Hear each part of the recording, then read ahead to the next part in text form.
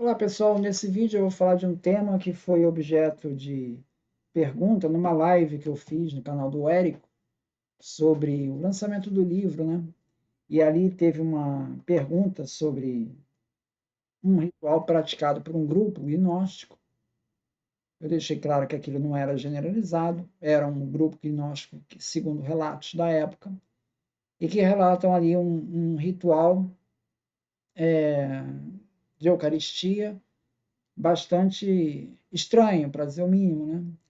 Em que você mistura sêmen com sangue menstruado e com restos de feto abortado e mistura tudo e faz ali uma celebração e todo mundo bebe. E aí as pessoas disseram, não, isso é calúnia, que onde está escrito isso e tal. E o livro ele faz então as referências, né? Só que eu pesquisei mais a fundo, né, em função dessa pergunta. Trago aqui nesse vídeo então o que essa questão realmente traz no livro. Né? Bom, o Epifânio, no Panarion 26.4, ele descreve esse ritual de ágape entre os barbelognósticos. Então, não é qualquer grupo, né? Não é qualquer gnóstico, é um grupo dos gnósticos. Os gnósticos, eles eram, o gnosticismo é um movimento muito variado, né? Então, você tinha desde o pessoal que pregava um ascetismo super rigoroso ao ao grupo que achava que você tinha que viver uma vida de libertinagem, já que esse mundo material é ilusão, então vamos viver em libertinagem. Mas não eram todos, então havia várias graduações em função disso. Tá? Então ele está descrevendo esse grupo, né? Em meio a cenas de orgias, onde as pessoas vão fazer essa cerimônia que eu acabei de falar. Então, nas palavras aí do Epifânio, né, do Panário, né, depois de copularem, como se não bastasse o crime da sua prostituição, eles oferecem sua vergonha ao céu. O homem e a mulher levam o homem, esperma em suas mãos, e ficam olhando para o céu. Com esta impureza em suas mãos, eles oram à maneira dos estratióticos e dos gnósticos, oferecendo ao Pai natural do universo o que está em suas mãos, dizendo: nós oferecemos a você este presente, o corpo de Cristo. Se acontecer de um deles permitir que o esperma penetre a mulher, aí já é cortando, né?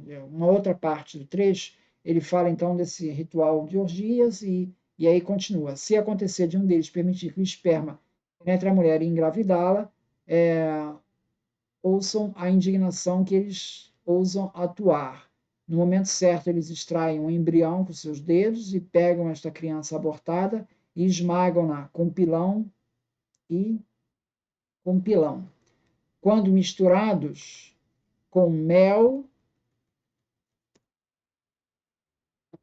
especiarias e perfumados óleos para diminuir a náusea. Todos se reúnem para a festa, cada membro desta tropa de porcos e cães, cada um levando um pedaço da criança abortada nos dedos. E assim, quando terminarem seu banquete canibal, eles terminam com esta oração a Deus. Não fomos enganados pelo arconte da concupiscência, mas recuperamos a transgressão de nosso irmão. E eles consideram isso a Páscoa perfeita. Isso, então, está no livro do Filoramo, A History of Gnosticism. O Filoramo, ele é uma pessoa prognóstica, né? Ele está contando a história dos gnósticos do ponto de vista dos gnósticos, tá? E ele reproduz essa fala aqui do Panarion. Esse ritual também é descrito pelo Lacarrière.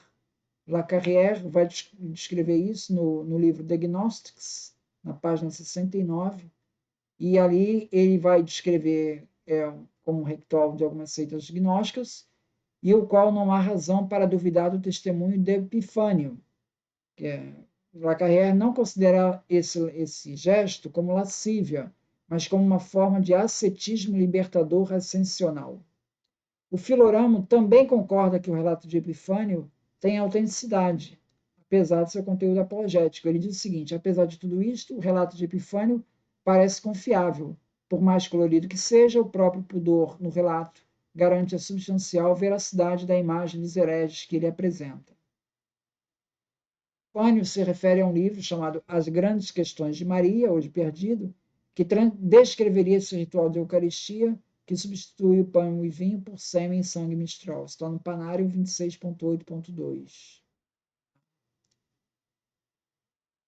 Isso é citado pelo Robertson, no Gnosticism and History of Religions, na página 16.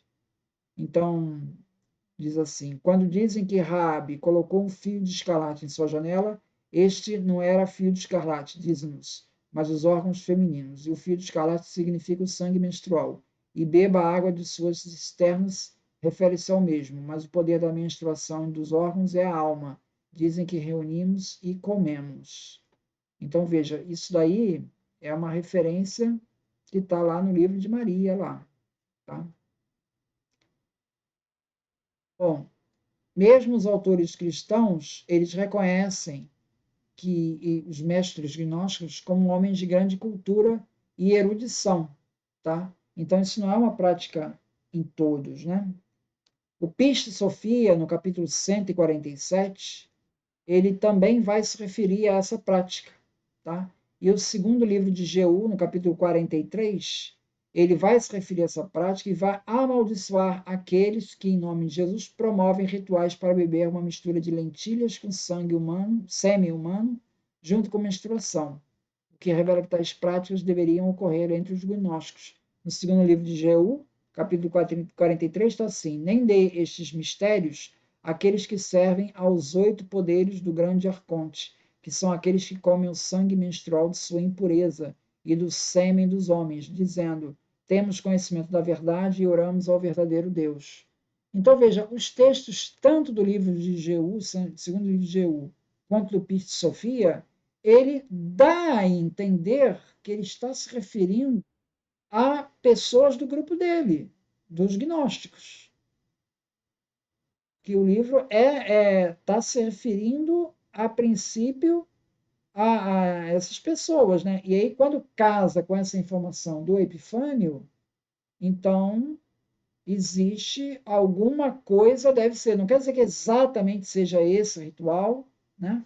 Mas alguma coisa deve ter. O Clemente de Alexandria, no Stromata 310.1, ele imputa aos carpocratianos, que é outro grupo, rituais de glutonia e práticas sexuais. E o Orígenes, também lá no Contra Celso, ele fala de uma crítica do Celso, no Contra Celso 6:27, em que ele acusa os ofitas de práticas similares. Então, o Eusébio de Cesareia, também na História Eclesiástica 6.7.9, se refere a Irineu, que fala dos carpocratianos. Ele diz assim: de acordo com isto, ensinavam que os que queriam chegar à perfeição de seus mistérios, melhor dizendo, de suas abominações, tinham que concretizar tudo o que houvesse de mais obsceno, porque, segundo eles, não poderiam escapar aos que chamam de príncipes do mundo, senão satisfazendo a todos com uma conduta infame. Então, essa prática, ela estaria dentro desses grupos gnósticos. Tá? O Hans Jonas também vai colocar isso. Ele diz assim: a ausência de uma doutrina da virtude no ensino gnóstico está ligada à atitude anticósmica, isto é, à negação de qualquer valor às coisas desse mundo e, consequentemente, também às ações do homem nesse mundo. O desprezo pelo cosmos, compreendido radicalmente, inclui o desprezo pela psique. Portanto, o que é da psique é incapaz de ser elevado à condição de virtude. Deve ser entregue a si mesmo, ao jogo de suas forças e apetites, ao ser reduzido pela mortificação, ou às vezes até extinto com a experiência estática. Então, isso leva a uma certa liberalidade, né? Para alguns vão entrar por esse lado, outros vão levar a um ascetismo exagerado. O Plotino, ele também aponta as consequências dessa libertinagem gnóstica, no livro Enéadas, né, do Plotino, que ele faz uma crítica aos gnósticos. E também aponta que isso pode levar ao oposto disso, ou seja, um ascetismo radical. Kurt Rodolph, ele destaca que ambos os extremos tratam-se de uma abordagem radical, típica dos gnósticos, que manifesta sua rejeição as concepções convencionais da moralidade. Está no curso Rudolf Gnosis, página 253.